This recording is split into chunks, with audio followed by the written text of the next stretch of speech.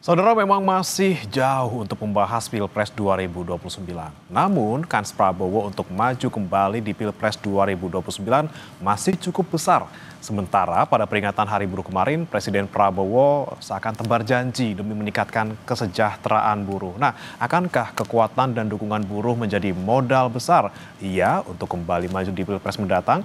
Dan mampukah tebar janji Prabowo tersebut ini bisa merebut hati buruh? Kami akan membahasnya bersama dengan sejumlah narasumber yang sudah bergabung melalui sambungan daring. Di antaranya yang sudah bergabung ada Wakil Ketua Umum PAN, Viva Yoga Mauladi. Kemudian ada juga pakar komunikasi politik Unpad, Kunto Adi Wibowo. Dan nanti akan menyusul juga kami perbaiki koneksinya bersama dengan Prof. Telisa Aulia Valianti, pakar ekonomi dari UI. Selamat pagi, Bapak. Selamat pagi, Mas Dewi. Selamat pagi juga. Oke, Prof. Telisa sudah bisa bergabung? Iya, Oke. apakah suara saya terdengar? Oke, masih suaranya ya, Prof. Telisa. Kita perbaiki lagi nanti koneksinya. Saya mau ke Mas Kunto terlebih dahulu. Mas Kunto, Anda melihat kemarin pagi Pak Prabowo bicara di depan para buruh ya, di peringatan Hari Buruh. Ini bagaimana? Kalau saya melihatnya kok auranya mirip-mirip lebih ke orasi mungkin ya daripada pidato. Iya, iya sebenarnya hampir sama kan pidato dan orasi. Tapi memang Pak Prabowo sangat suka untuk melakukan pidato yang berapi-api atau dalam bahasa Mas Bre tadi berorasi gitu kan.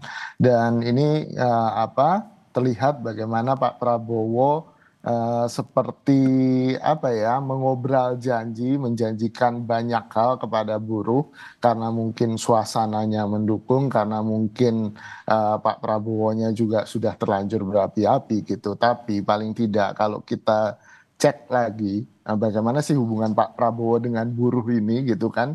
Sejak beliau dilantik gitu kan, saya mencatat ada 8 hal yang dilakukan oleh Pak Prabowo dan salah duanya itu sangat responsif. Jadi misalnya pada Februari ketika menerbitkan PP nomor 6 2025 tentang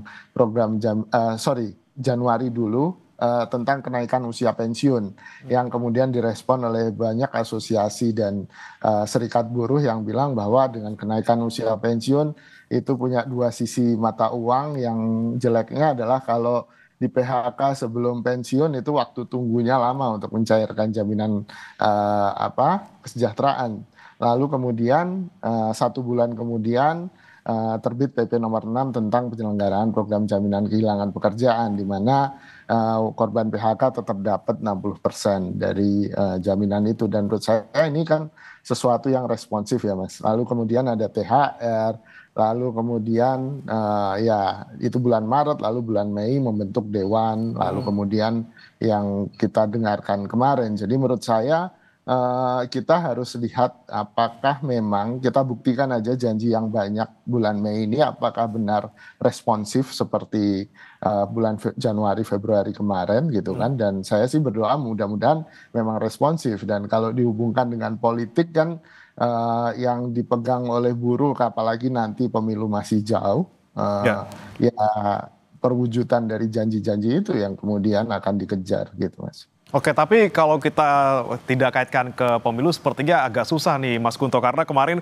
Pak Prabowo bilang merasa menjadi pemimpin para buruh, bahkan menyinggung lagi sudah 4 kali gagal, kemudian yang di kelima menang, itu semuanya buruh tetap ada di samping beliau gitu ya dalam pemilu.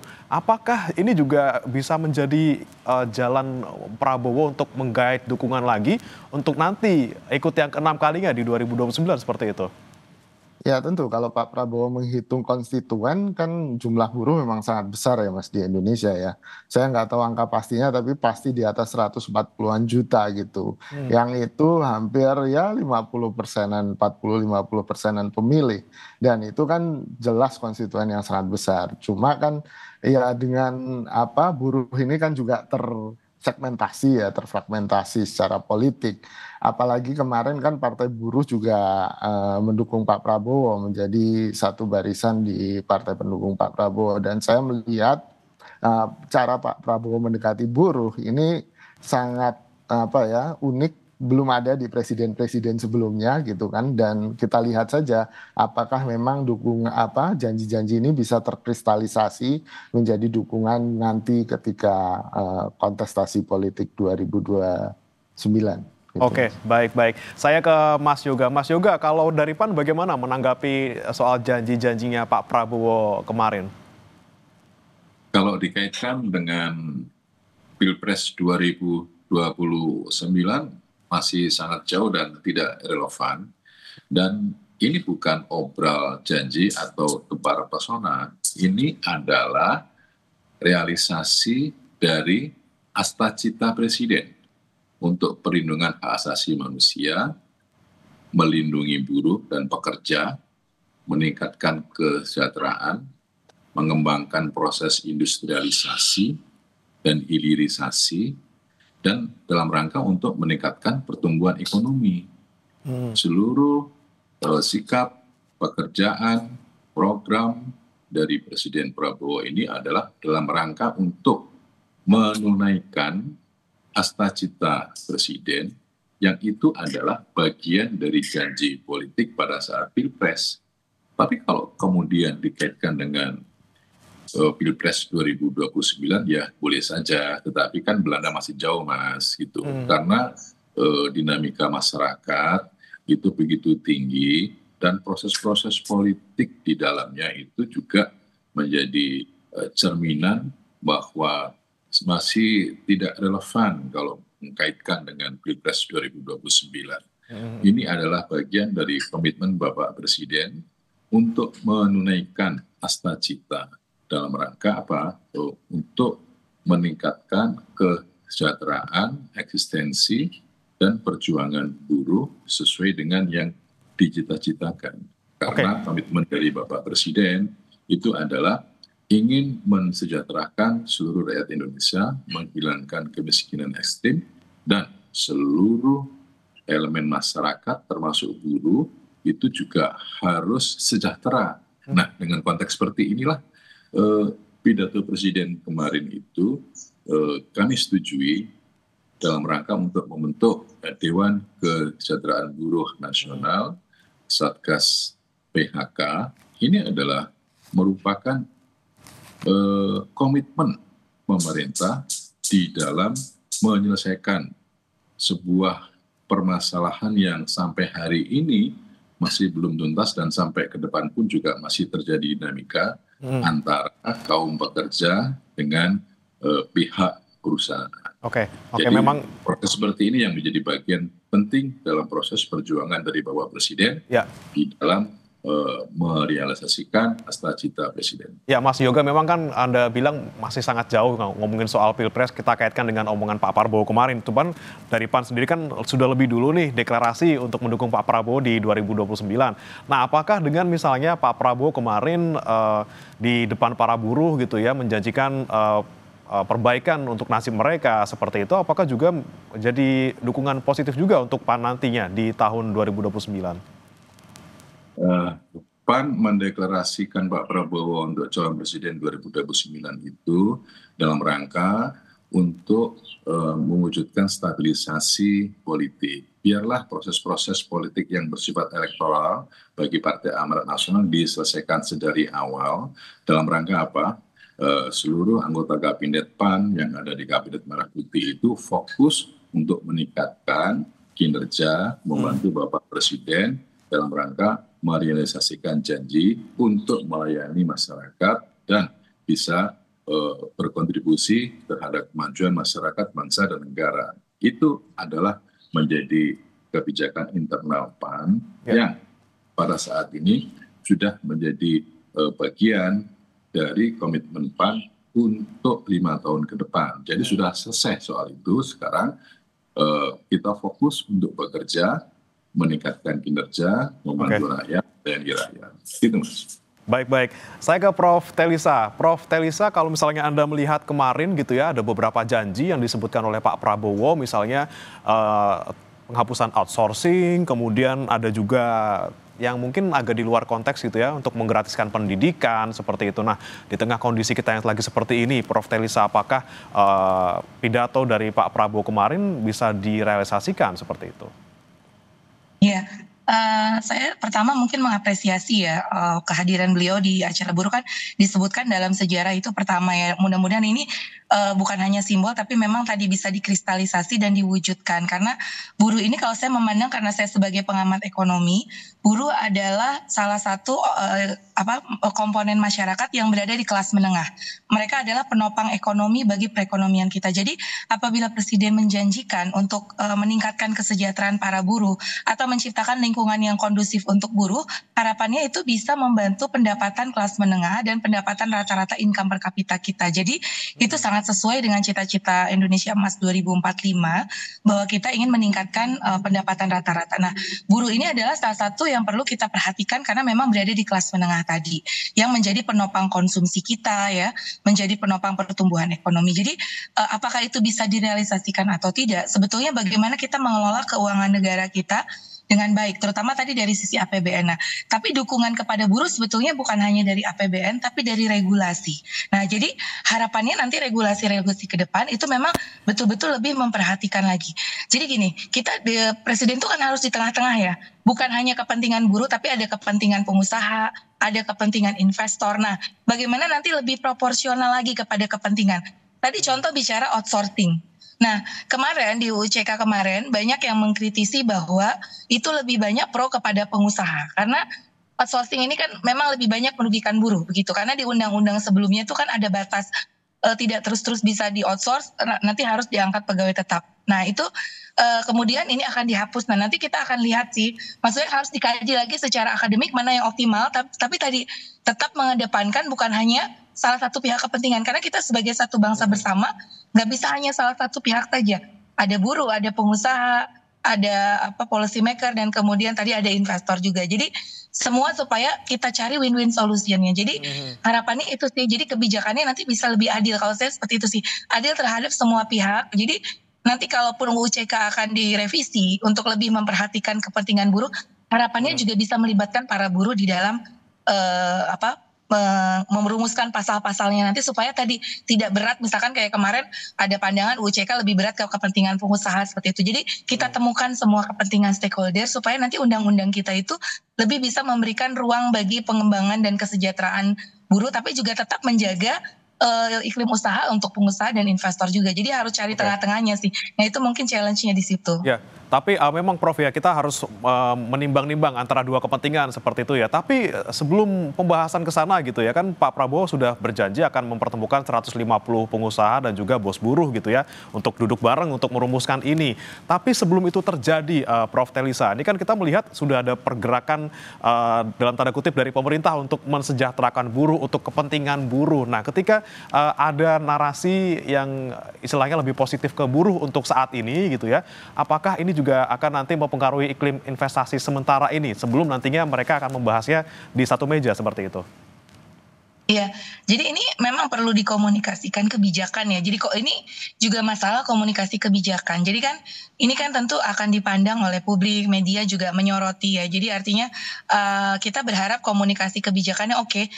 Ini kan juga karena ini hari buruh ya. Jadi kan kemarin eventnya adalah hari buruh gitu. Nah, di dalam hari buruh ya tentu kita bicara bagaimana kepentingan para buruh begitu. Jadi tapi kan ini ada hari-hari lainnya juga gitu. Artinya bahwa itu sekedar mengingatkan bahwa ini kita juga harus ada pro kepada buruh, karena selama ini gini kan, pada umumnya orang memandang bahwa ya policy maker mungkin juga lebih banyak dari sisi kepentingan pengusaha mungkin selama ini ya, kalau di Dewan Pengupahan dan sebagainya. Maksudnya bukan di dalam bicara pengupahan UMR, karena selalu tidak pernah puas. Nah, tapi jadi mempertemukan antara kedua belah pihak, kayak kasus kemarin juga kan THR dan sebagainya, mempertemukan memang tidak mudah. Nah, itulah peran pemerintah harus mempertemukan dan mengkomunikasikan. Jadi ketika misalkan bilang buruh akan sejahtera, ya sebetulnya pengusaha juga oke, Pak Presiden juga ingin lebih memperhatikan kepentingan buruh, tapi jangan lupa juga bagaimana misalkan kemampuan usahanya kan nggak bisa dipaksa juga ya. Misalkan dunia usaha mampunya membayar sekian sesuai dengan market ataupun analisis bisnis begitu ya, bahwa ada apalagi kita misalkan bicara persaingan dengan Vietnam gitu, kita suka dibandingkan nih gaji buruh kita nih, buruh bilang kerendahan, tapi pengusaha bilang kalau dibandingkan dengan Vietnam dan lain sebagainya kita ketinggian. Karena apa? Dibandingkan dengan produktivitas. Jadi memang ini kita harus ketemu nih titik tengahnya, upah dengan produktivitas. Jadi sebenarnya pengusaha juga mau membayar upah yang lebih tinggi selama produktivitasnya juga sesuai agar kontribusi ke perusahaan, daya saing dia bisa meningkatkan ekspor, bisa meningkatkan penjualannya. Jadi itu tadi bagaimana mempertemukan kedua hal ini sih kalau menurut saya. Jadi sebelum bicara itu atau mempertemukan, mungkin kita sama-sama dari buruh itu seperti apa naskah akademiknya, ya nanti ada dibantu dengan tim ahli, mungkin dari buruh menyampaikan, tapi dibantu tim ahli, nanti pengusaha juga punya tim ahli. Nah di situ nanti kita pertemukan di mana sih titik tengah optimum level. Jadi tugas kita mencari optimum level upah misalkan, optimum level productivity. Jadi harus dari kedua belah pihak, dari buruhnya sendiri ada bagaimana kita meningkatkan skill mereka agar produktivitas meningkat, bagaimana caranya meningkatkan produktivitas seperti itu. Karena kita sama-sama untuk daya saing tadi. Baik. Sekali lagi ini memang kita perlu mencari titik tengahnya ya, Prof. Theresa terkait ini. Tapi kalau kita bicara lagi soal politik ini ya, terkait dengan omongan Pak Prabowo kemarin gitu. Saya ke Mas Kunto lagi. Mas Kunto, sepertinya kalau kita perhatikan ada fenomena di mana seorang politikus ataupun misalnya pejabat gitu ya, itu sepertinya mengandalkan dalam tanda kutip itu orasi ataupun narasi yang sifatnya populis gitu ya, yang mendukung banyak masyarakat, terutama di kaum menengah ke bawah. Nah, kalau Anda melihat apakah memang pembicaraan Pak Prabowo kemarin ini juga salah satu upaya untuk menggait dukungan tersebut? Iya, sebenarnya kan memang benar kata Pak Wamen Viva tadi kan, bahwa kita masih jauh Mas 2029. Tapi paling tidak hampir semua pemimpin dunia yang ada sekarang, contohnya Donald Trump, lalu Modi di India, dan banyak lagi yang gaya kepemimpinannya ini memang gaya populisme gitu. Jadi memang dia berusaha merangkul rakyat dan anti elit gitu kan, sehingga kelihatan lebih merakyat, lebih populis, dan orasi-orasi atau narasi-narasi atau retorikanya ya memang selalu seperti yang dilakukan oleh Pak Prabowo, bahwa banyak maling, banyak koruptor, saya nggak takut mati, saya diancam. Nah seperti itu untuk membela kepentingan masyarakat, dan menurut saya ini bagian dari tren politik dunia. Ini tidak hanya terjadi di Indonesia gitu. Tapi apakah ini terbukti efektif? Ya nyatanya memang efektif di beberapa negara kan.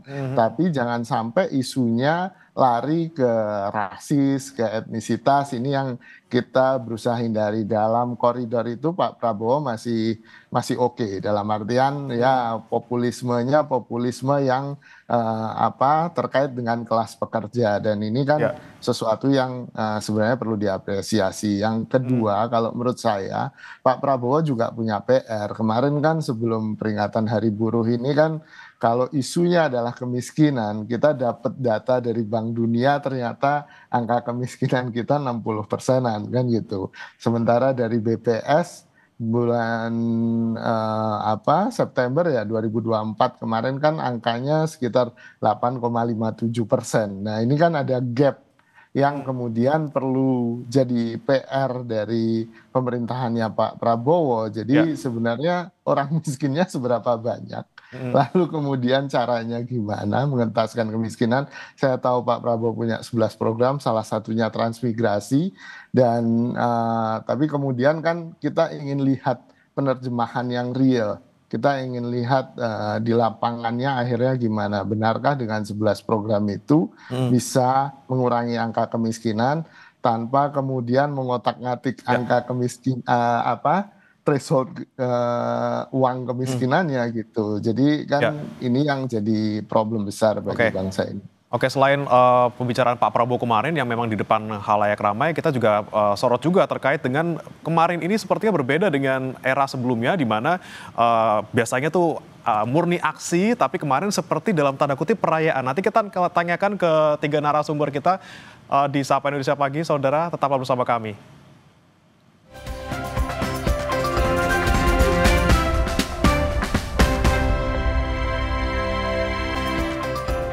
Kembali di Sapa Indonesia Pagi Saudara, dan kita masih membahas terkait dengan pidato Pak Prabowo kemarin di Hari Buruh dan kaitannya dengan dukungan mungkin ke kontestasi selanjutnya. Nah, saya berikutnya ke Mas Yoga. Mas Yoga, ini kan kita perhatikan mungkin berbeda dengan tahun lalu, di mana biasanya kan kalau Hari Buruh isinya unjuk rasa gitu ya, murni dari para buruh gitu ya untuk turun ke jalan menyuarakan suara mereka. Tapi kemarin sepertinya seremonial seperti itu di Monas dengan mengumpulkan banyak sekali buruh dengan kegiatan hiburan dan juga diisi dengan Pak Prabowo berpidato seperti itu. Nah, Anda melihatnya ini yang dilakukan oleh pemerintah sekarang gitu, Pak Yoga, apakah memang untuk menenangkan kondisi kita yang sedang bergejolak secara ekonomi maupun politik, atau seperti apa? Karena memang kalau tadi Anda bilang kalau untuk ngomongin soal pemilu masih agak jauh gitu.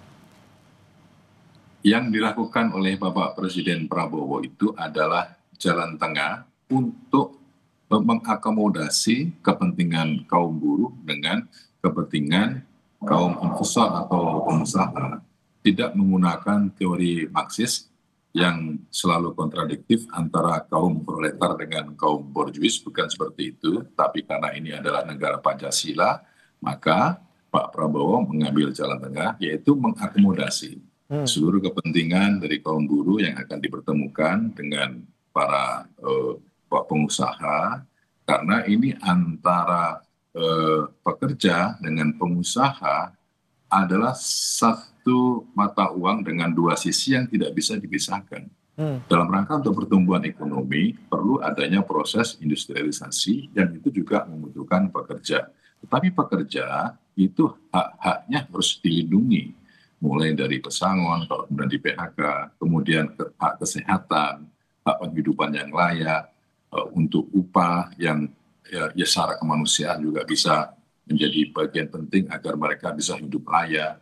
Dan juga bagi pengusaha, pengusaha juga punya kepentingan dia mendapatkan meraih keuntungan. Nah, proses untuk menjaga keseimbangan antara kepentingan kaum buruh dengan kepentingan pengusaha ini, disinilah peran dari pemerintah, yaitu yang ingin melakukan sebuah proses komunikasi yang dialogis, yang sama-sama simbiosis mutualisme yang menguntungkan, karena apapun juga antara pekerja dengan pengusaha itu tidak bisa dipisahkan. Nah, dalam kerangka itulah Pak Prabowo atas nama negara ingin melakukan proses untuk konsolidasi, memediasi, dan juga melakukan proses dialog yang efektif dalam rangka menjaga persatuan, menjaga kesatuan, dan seluruh kepentingan baik yang dari aspek buruh maupun dari aspek pengusaha itu bisa terakomodasi dan bisa terjaga semuanya.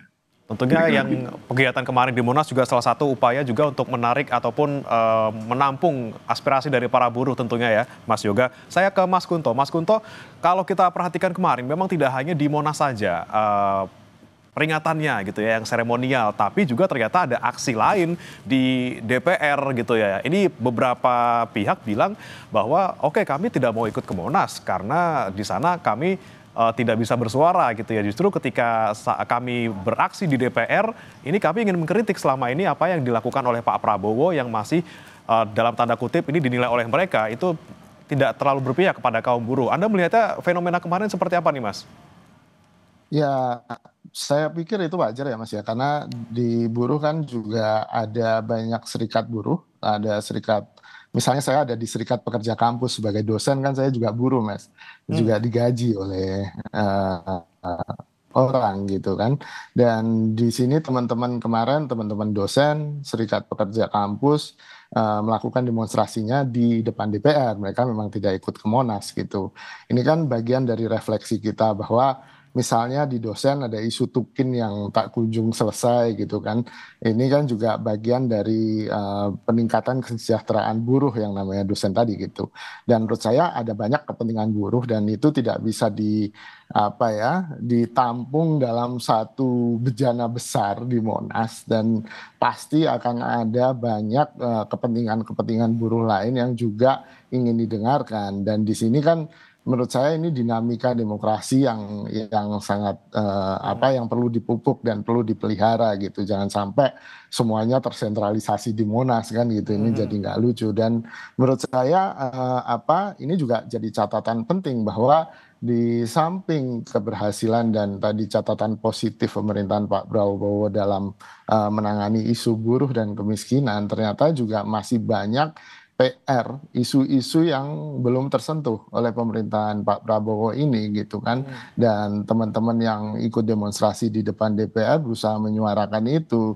Jangan sampai isu-isu ini kemudian dilupakan larut dalam orasi besarnya Pak Prabowo gitu sih Mas. Oke, banyak PR yang dari Pak Prabowo yang memang harus dibereskan, tapi kemudian sudah ada janji-janji lagi seperti itu yang baru kemarin disampaikan Pak Prabowo. Tapi ketika nanti nih, Mas Kunto, janji-janji baru ini itu juga tidak terlaksana atau sulit terlaksana. Dampaknya seperti apa? Apakah nanti kepercayaan publik terhadap pemerintahan sekarang juga akan menurun? Iya itu pasti Mas, itu kan istilahnya kan publik atau warga negara akan menghukum pemerintahannya dan bentuk hukumannya kan bisa jadi tidak dipilih lagi dalam pemilu 2029 kan gitu. Atau dalam bentuk demonstrasi-demonstrasi yang mungkin akan digelar oleh buruh, oleh serikat-serikat pekerja yang kepentingannya tidak kunjung didengarkan oleh pemerintah. Dan menurut saya ini kan yang harus dimitigasi dan selalu dikomunikasikan oleh pemerintah kepada teman-teman pekerja ini bahwa memang pemerintah nggak bisa dengan serta-merta mengabulkan semua permintaan buruh, tapi kan ada usaha. Nah usahanya ini yang kadang-kadang tidak kelihatan karena memang komunikasinya memang nggak bagus atau kemudian pemerintah terlalu fokus pada isu-isu yang kelihatan besar dan mengandung kepentingan elektoral. Nah ini yang kemudian perlu juga dilakukan secara kontinu oleh pemerintah. Gitu. Oke, tidak kelihatan usahanya dan juga agak sulit juga ya untuk memenuhi semua tuntutan dari para buruh. Tapi saya ke Prof. Teresa. Prof. Teresa, tadi Anda sebutkan memang kepentingan ada di dua pihak gitu ya, dari pengusaha dan juga dari buruh. Ada juga tadi rencana pertemuan antara kedua pihak. Nah, tapi nanti kira-kira ketika mereka bertemu nih, Prof. Teresa, apa yang seharusnya jadi poin-poin yang bisa menyeimbangkan mereka? Misalnya tidak hanya soal upah pastinya ya, terkait dengan kontrak juga mungkin akan dibahas seperti itu, Prof. Teresa? Iya, tentu upah, kontrak, ya skema-skema mereka. Dan ini mungkin juga perlu dibahas nih perkembangan terkini ya. Misalkan bahwa kita tadi saya setuju dengan Pak Wamenda Pak Kunto ya, kita harus ada bahwa kita bersama-sama di perahu yang sama. Jadi bukan mendikotomi, tetapi kita sebetulnya punya tujuan yang sama, kita berada di perahu yang sama, dan kita menghadapi musuh yang sama. Ya ini sekarang misalkan tarif gitu kan, pertumbuhan ekonomi dunia melambat, harga komoditas turun. Nah ini kan kita harus bersama-sama untuk survive gitu. Bagaimana meningkatkan daya saing kita, mempertahankan posisi pasar kita. Karena kalau masing-masing dengan egonya masing-masing ya nanti kita akan tertinggal dari kondisi sekarang sangat sulit ya. Karena IMF sendiri kan sudah memproyeksikan pertumbuhan ekonomi kita di bawah 5%, terus kemudian juga kemiskinan tadi datanya juga kalau dari Bank Dunia mengalami peningkatan. Nah, kita harus sama-sama ini seperti apa. Jadi mudah-mudahan dengan adanya trigger-trigger permasalahan dari sisi eksternal, kedua belah pihak lebih bisa membicarakan nih bagaimana dari masing-masing itu gitu. Jadi dari kepentingan buruh seperti apa, dari kepentingan pengusaha seperti apa, dari pemerintah seperti apa, yang pemerintah juga memfasilitasinya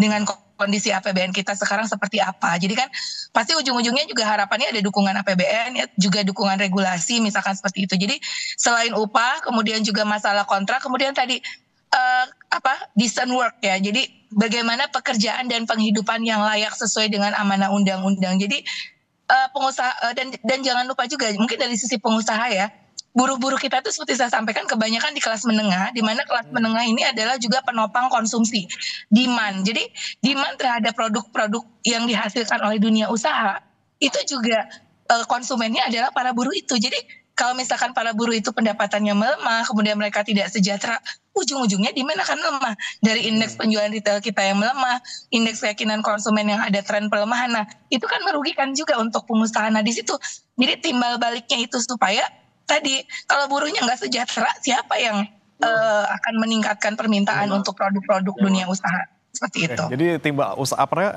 efeknya juga timbal balik ya seperti itu ya? Iya, jadi ada efek timbal balik. Nah dengan efek timbal balik ini mudah-mudahan jadi lebih bisa ketemu gitu. Iya.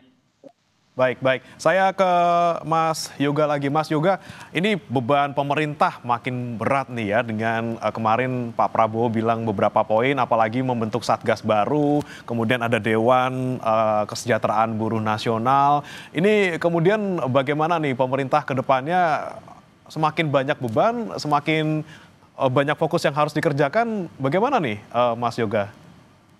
Ya, itu adalah komitmen dari Bapak Presiden Prabowo untuk berpihak kepada kaum buruh dengan membentuk Dewan Kesejahteraan Buruh Nasional, kemudian membentuk Satgas PHK. Ini adalah salah satu bentuk perjuangan kaum buruh yang bisa terfasilitasi oleh negara. Kita menginginkan bahwa antara interaksi atau hubungan pekerja dengan pengusaha ini harus saling menguntungkan. Apabila tidak, maka akan terjadi persoalan bukan saja ekonomi, tetapi juga akan mengarah ke persoalan sosial politik.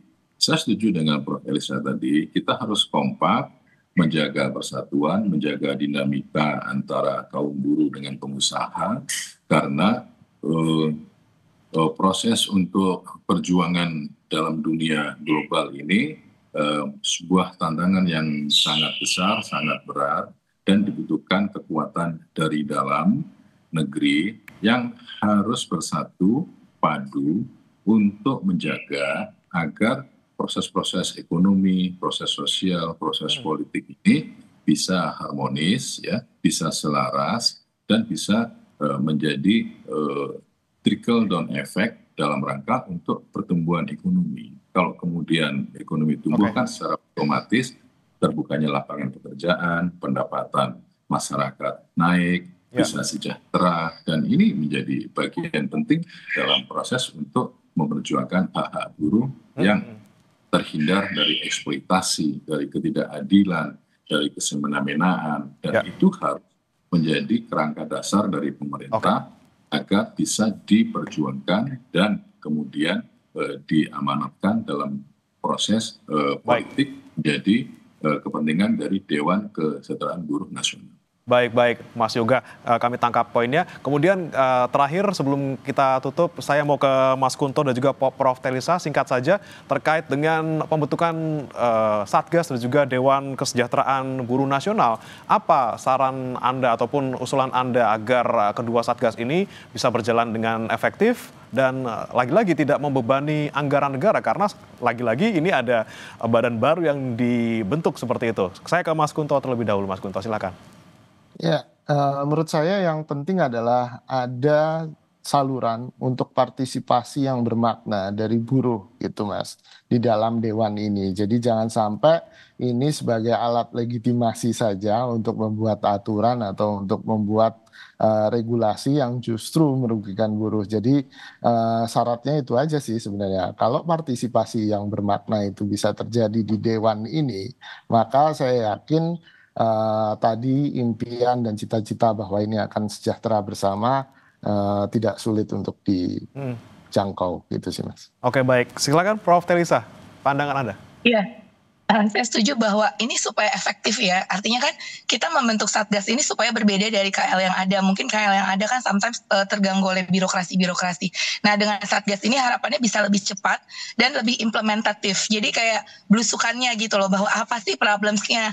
Kita mulai dari hal-hal yang jangan terlalu makro gitu ya. Sometimes kan kalau KL juga udah banyak yang makro, akhirnya juga di dalam ketika implementasi atau eksekusinya ini jadi kurang gitu. Nah, itu kita harus mulai masuk harapannya Satgas ini ke hal-hal yang juga implementatif dan praktis di lapangan. Ada masalah ini, solusinya ini segera dieksekusi. Ada masalah ini, solusinya ini eksekusi, evaluasi, pantau. Jadi itu ya, efektif gitu loh. Benar-benar keberadaan Satgas ini efektif. Nah, kalau masalah anggaran, saya mungkin ingin bicara sedikit. Harapannya Satgas ini tidak terlalu membebani anggaran, karena kan ini ada orang-orang KL juga yang sebetulnya sudah dapat porsi anggaran. Jadi hanya tambahan untuk orang-orang di luar Satgas yang untuk mempercepat gitu ya tim implementatifnya itu tadi. Jadi harapannya tidak membebani anggaran lagi, menggunakan yang ada, dan kemudian juga bisa lebih ke pekerjaannya gitu, bukan hanya fokus kepada kegiatan-kegiatan yang kemudian nanti bisa ya jadi nggak sesuai lagi dong dengan prinsip efisiensi yang sedang diterapkan. Semoga itu bisa, masukan ini bisa ini ya, maksudnya Satgasnya lebih ke hal-hal yang efisiensi juga dan produktif tapi solutif gitu. Oke, baik. Berarti seremonial juga kita coret ya dari segi efisiensi ini tentunya ya. Baik, kita harapkan semoga apapun yang dilakukan oleh pemerintah nantinya bisa berjalan dengan baik. Kepentingan kedua pihak juga bisa terpenuhi dan nanti tujuan utamanya atau akhirnya ekonomi kita juga semakin membaik. Terima kasih Mas Viva Yoga Mauladi, Mas Kunto, Prof. Telisa sudah bergabung bersama kami di Dialog Sapa Indonesia pagi hari ini. Salam sehat.